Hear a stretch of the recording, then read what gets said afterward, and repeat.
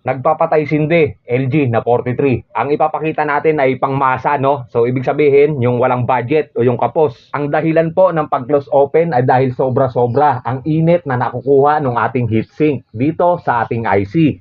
Dahil manipis nga ang ating heatsink ay halos hindi niya kayanin, no, yung init na ibinibigay na nanggagaling sa ating IC. Ito na po ngayon ang sinasabi natin na pangmasa na pamamaraan. Basta ito ay sa hindi lang maselan.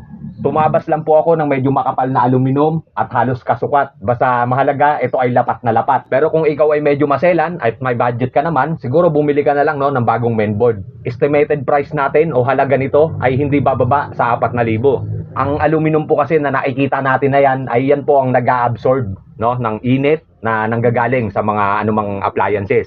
Halimbawa na lang sa amplifier, kapag ito ay nabababad ng matagal ay sobrang umiinit.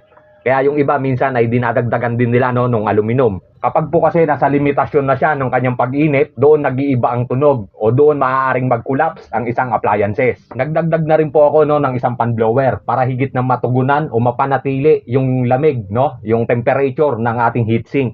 Ang ganito pong paraan ay wala namang problema dahil ginawa ko na rin ito sa amplifier. Basta matiyak lang na ang ating idinagdag na screw ay hindi tatama dyan sa ating PCB. Ang pagdagdag ng heatsink at fan blower, no, sa ating mga appliances, lalo kung ito ay mga babaran na ginagamit, ay sobrang laking tulong para ito ay mapanatili na mas humaba ang kanyang serbisyo.